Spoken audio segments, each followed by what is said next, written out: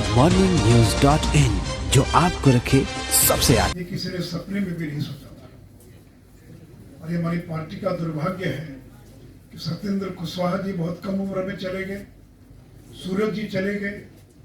और देखिए, नेता कोई अपने आप रातों रात नहीं बनता, एक लंबा समय लगता तब जाकर समाज में उसका स्थान बनता है।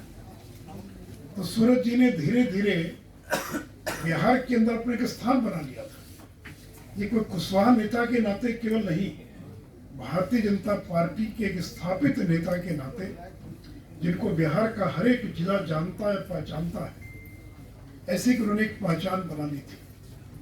दूसरे मित्रों, और जैसा मेरे पूर्व के लोगों ने बताया कि सम्राट अशोक की जयंती, मुझे याद है कि एक विवाद हो गया केवल बिहार में नहीं, अखिल भारतीय स्तर पर, कि सम्राट अशोक तो हुए थे कितना 2000 साल पहले, कितना 1000 साल पहले, 2300। तो उनकी जाति क्या थी यह कैसे सूरज कुशवाहा को मालूम हुआ? एक मित्र उन्होंने स्थापित कर दिया और ठीक कहा लोगों ने कि सम्राट अशोक की जब जयंती मनाना प्रारंभ किया तो होड़ मच गई सभी राजनीतिक दलों में। और आज सम्राट अशोक की जयंती पर बिहार सरकार भी छुट्टी देती है और सभी दल के लोग उनकी जयंती मना रहे हैं। और उन्होंने स्थापित कर दिया कि कुशवाहा समाज से आते थे। मित्रों, ये कोई सामान्य बात नहीं है। अब मित्रों, चुनाव के तो वो एक्सपर्ट हो गए थे। कोई चुनाव हो तो सूरज कुशवाहा की सबसे ज्यादा मांग होती थी, हमारे यहाँ भेज दीजिए, हमारे यहाँ भेज दीजिए। और इसलिए जो चुनाव के अंदर को जो महारत हासिल हुई थी, तो जब हम 2010 में जब हम 91 विधानसभा की सीट जीते थे भारतीय जनता पार्टी, उस 91 सीटों को जिताने में सूरज जी की बहुत बड़ी भूमिका रही थी। और मित्रों, जब मैं चुनाव की चर्चा करता हूँ तो मुझे याद आता है कि सूरज जी के जमाने में चुनाव लड़ना कितना कठिन काम था। यानी चुनाव लड़ना किसी युद्ध से कम नहीं था। पता नहीं कितने लोग मारे जाएंगे, बम विस्फोट होगा, कितना बूथ कैप्चरिंग होगा। लेकिन मित्रों, बिहार कैसा बदला है। और 15 साल हम लोग सरकार में थे, जिस सरकार में आज रेणु जी और तारकिशोर जी उप मुख्यमंत्री। इस विधानसभा के चुनाव में एक भी पुनर्मतदान नहीं हुआ, एक भी पुनर्मतदान नहीं हुआ। ये तो मैं आपको याद कराना चाहूंगा, कोई ऐसी विधानसभा नहीं थी कि 10-20 मतदान केंद्रों पर रीपोल नहीं होता था। 1995 का जो विधानसभा चुनाव हुआ था, उसमें बिहार के अंदर 1668 बूथों पर पुनर्मतदान हुआ था। और ये वही बिहार था जहां पटना संसदीय क्षेत्र का पूरा चुनाव रद्द कर दिया गया, पूर्णिया का चुनाव रद्द कर दिया गया। और लालू जी चुनाव लड़े थे छपरा से, छपरा का पूरा लोकसभा का मतदान रद्द कर दिया गया। यह है बदलाव, यह है परिवर्तन जो लोगों ने सरकार में रहकर दिखलाया कि 2015 में एक भी रीपोल नहीं हुआ। और मित्रों, हम बहुत जल्दी भूल जाते हैं पुरानी बातों को। 1990 से लेकर 2004 के बीच में बिहार में 9 चुनाव हुआ, लोकसभा का, विधानसभा का, पंचायत का। और आपको मालूम है कितने लोग मारे गए? इन 9 चुनाव में कुल मिलाकर 641 लोग ये चुनावी हिंसा में मारे गए। कोई ऐसा चुनाव नहीं था जहां पर 25-50 लोग और चुनाव के दिन मारे नहीं जाते थे। 2000 के अंदर जब बिहार झारखंड एक था, तो 2000 के चुनाव में 39 जगह पुलिस को फायरिंग करनी पड़ी, या एक दल के लोगों ने दूसरे दल के लोगों पर फायरिंग कर दिया और 61 लोग मारे गए थे एक केवल 2000 के चुनाव में। मैं इस बात को इसलिए याद करा रहा हूं कि आज जो बिहार में सरकार चल रही है, भाजपा जदयू की सरकार, तो ये बदलाव यूं ही नहीं आया। कितना बड़ा बदलाव है कि हम पीछे मुड़कर देखें तब ध्यान में आएगा। और बिहार के अंदर जब पंचायत का चुनाव हुआ था, उस पंचायत के चुनाव में 196 लोग मारे गए थे, 196। अभी नई पीढ़ी के लोगों को तो विश्वास भी नहीं होगा, लगेगा कि सुशील मोदी जी पता नहीं कहां से आंकड़े ला रहे। तो इसलिए मित्रों, बिहार कितना बदला है उसका प्रमाण ये चुनाव है। नहीं तो कोई बाहुबली छोड़कर दूसरा व्यक्ति चुनाव लड़ सकता है और रेणु देवी और तारकिशोर जैसे सीधे साधे लोग लगातार 3 बार 4 बार 5 बार चुनाव जीत सकते हैं, ये उस जमाने में कोई सोच भी नहीं सकता था। इसलिए मित्रों, ये जो बिहार के अंदर जो बदलाव आया है, और मित्रों इसके अंदर बहुत बड़ी भूमिका ईवीएम की है। और 2005 में जब नीतीश जी के नेतृत्व में भाजपा जेडीयू की सरकार बनी, तो जो हमने कानून का राज स्थापित किया, ये उसका परिणाम था। तो बूथ लूटने वाले लोगों को लगा कि अब तो बैलेट पेपर से चुनाव नहीं होगा, तो बैलेट पेपर कैसे लूटेंगे, गरीबों को वोट कैसे छीनेंगे। और आपको याद होगा, इसी विधानसभा चुनाव में राहुल गांधी आए थे बिहार के दौरे पर, क्या कहा था उन्होंने? चंपारण में कहा कि जो ईवीएम है वो एमवीएम बन गया। एमवीएम का मतलब क्या? मोदी वोटिंग मशीन, यानी नरेंद्र मोदी की वोटिंग मशीन। तुमको पहले से अंदेशा था कि हार होने वाली है, तो पहले ही राहुल गांधी का बयान आ गया कि बिहार में ईवीएम जो है ये एमवीएम में बदल गया, यानी मोदी वोटिंग मशीन के अंदर बदल गया। अब मित्रों, आप चुनाव जीत जाए तो लोग तो कहेंगे कि निष्पक्ष चुनाव हुआ, और हार गए तो कहेंगे धांधली हुई। यही लोग थे जो कोविड के अंदर चुनाव का विरोध कर रहे थे, यही लोग थे जो कहते थे ईवीएम से चुनाव नहीं होना चाहिए, मत पत्र से चुनाव हो ताकि बूथ लूटा जा सके, क्योंकि ईवीएम को और लूटा नहीं जा सकता है। और मित्रों, लोकतंत्र में वोट, अब किसको कितना वोट आया, क्या ईवीएम के अंदर कोई धांधली कर सकता है? यहाँ तो सम्राट चौधरी से के सारे लोग बैठे हुए हैं। कोई ईवीएम के अंदर कोई धांधली हो सकती है? कोई गिनती के अंदर किसी प्रकार की गड़बड़ी हो सकती है?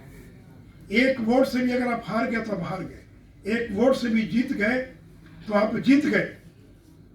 और ये जो आज बिहार के अंदर राष्ट्रीय जनता दल के लोग जो हल्ला कर रहे हैं कि कम वोटों से 20 सीटें हम हार गए, कम वोटों से, अरे नाम तो बताइए कौन सी 20 सीट है? और मित्र, मैं तो उनसे जानना चाहता हूं कि अगर रामगढ़, जहां राष्ट्रीय जनता दल के प्रदेश के अध्यक्ष जगता बाबू का बेटा चुनाव लड़ रहा था, वो अगर 189 वोट से चुनाव जीता, तो क्या वो धांधली हुई, ईवीएम में गड़बड़ी हुई कि 189 से जीत गया चुनाव? अगर मटिहानी में अगर 333 वोटों से जीत हुई, डिहरी में अगर बीजेपी के आरजेडी से 464 वोटों से हमारा उम्मीदवार चुनाव हार गया, या कुर्नी में 712 वोट से हम चुनाव हार गए, या बखरी में भारतीय जनता पार्टी सीपीआई से 777 वोटों से चुनाव हार गई, तो हमने तो नहीं कहा कि धांधली हुई, ये तो कुर्नी में इतने कम वोटों से हम चुनाव हार गए। लेकिन मित्रों, एक चुनाव के बाद एक माहौल बनाने का प्रयास सरकार नहीं बना पाए, उसका ठिकरा फोड़ रहे हैं कि चुनाव में धांधली हो गई। अरे जाना तो कोर्ट जाओ, कौन मना करता है कि कोर्ट जाने के लिए आप स्वतंत्र हैं। और चुनाव आयोग का बयान है कि 11 सीटों पर 1000 से कम का फासला था। ये कोई पहली बार नहीं, हर बार चुनाव में होता है। 11 सीटें थी जिसमें 1000 से कम का फासला था, जिसमें जेडीयू जीती 4, आरजेडी जीती 3, सीपीआई जीती 1, बीजेपी जीती 1, एक निर्दलीय जीता और एक लोक जनशक्ति पार्टी का जीता। तो ये आप भी तो 3 जीते आरजेडी और 1 जीता सीपीआई, तो 4 सीट तो आप भी जीते, जो 1000 से कम मतों का केवल फासला था। तो इसलिए मित्रों, इस प्रकार की अभी एक और बात कही जा रही है, माने झूठ, और झूठ का कोई खंडन नहीं करता है। कहा गया कि पोस्टल बैलेट की गणना पहले होनी चाहिए, जबकि अंत में की गई। कोई बता दे पूरे बिहार में एक भी जगह पोस्टल बैलेट की गणना बाद में हुई हो? अरे नियम है कि पोस्टल बैलेट की गणना पहले होगी, उसके बाद मशीन खुलेगा। लेकिन एक राष्ट्रीय जनता दल की ओर से प्रचार कर दिया गया, बयान आज भी आता है कि पोस्टल बैलेट की गणना पहले होनी चाहिए थी, और उसकी गणना जो है और बाद में कर दी गई। फिर ये कहा गया कि पोस्टल बैलेट बड़ी संख्या में रद्द कर दिया गया, और ये कहा, और ये बयान दिया विधानसभा में कि पोस्टल बैलेट वाले पढ़े लिखे लोग होते, उनका मतदान पत्र कैसे, उनका मत पत्र रद्द कैसे हो सकता है? तभी तो स्नातक और शिक्षक निर्वाचन क्षेत्र का चुनाव हुआ, जिसमें ग्रेजुएट से कम कोई नहीं था, इंटर से कम कोई नहीं था, और मालूम है कितना बैलेट पेपर रद्द हुआ? कुल मतदान का 10% से ज्यादा मत पत्र रद्द हुआ एक एक शिक्षक और स्नातक निर्वाचन क्षेत्र में। अरे गलती कोई कर सकता, पढ़े लिखे लोगों ने गलती कर दिया, लेकिन एक झूठा प्रचार। इसलिए मेरे मित्रों, मैं आज के अवसर पर इतना ही कहना चाहूंगा। और जो लोग ये डर दिखाते कि सरकार 5 साल नहीं चलेगी, तो मैं ऐलान करना चाहता हूं, इस सरकार को, बिहार की सरकार को कोई हिला नहीं सकता है, कोई बिगाड़ नहीं सकता है। स्पष्ट जनादेश मिला 125 का, और आपको तो 110 है, 15 का फासला है। आपको अगर 122 मिल गया होता तो आप बनते मुख्यमंत्री, आपकी सरकार होती। इसलिए कोई मध्यावधि चुनाव नहीं, 5 साल तक सरकार चलेगी भाजपा जदयू गठबंधन की सरकार को, और कोई उसका बाल भी बांका नहीं कर सकता है। और मित्रों, ये जो सरकार है बिहार की सरकार, और ठीक ही कहा, अभी मंगल जी कह रहे थे कि इच्छा के विपरीत भी निर्णय हो तो भी पार्टी में रहकर काम करना। तो बीजेपी के बारे में कहते हैं ये वन वे ट्रैफिक है, यहाँ पर आ सकते हैं, यहाँ से जा नहीं सकते, ये वन वे ट्रैफिक है। एक बार जो बीजेपी में आ गया, वो बीजेपी को छोड़कर अगर चला भी गया तो वो कभी भी चैन से नहीं रह सकता है, उसकी आत्मा भारतीय जनता पार्टी में बसती है।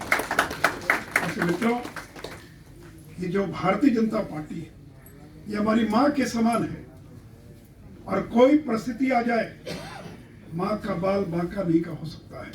ये भारतीय जनता पार्टी, कोई परिस्थिति आ जाए, हमारा कोई भी ऐसा कदम नहीं होना चाहिए जिससे भारतीय जनता पार्टी कमजोर हो, भारतीय जनता पार्टी का नुकसान हो। और जब तक हम लोग जिंदा रहेंगे, इस पार्टी को कमजोर नहीं होने देंगे। और इतना ही मित्रों, जो बिहार की सरकार है,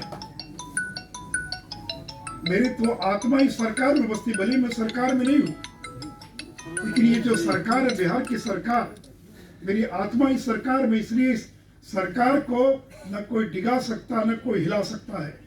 और बिहार की सरकार को चलाने में और सफलतापूर्वक चलाने में एक एक हमारे कार्यकर्ता का, मेरा व्यक्तिगत तौर पर, और जो भी सहयोग होगा, जो भी समर्थन होगा, हम लोग पूरे तौर पर करेंगे। goodmorningnews.in, जो आपको रखे सबसे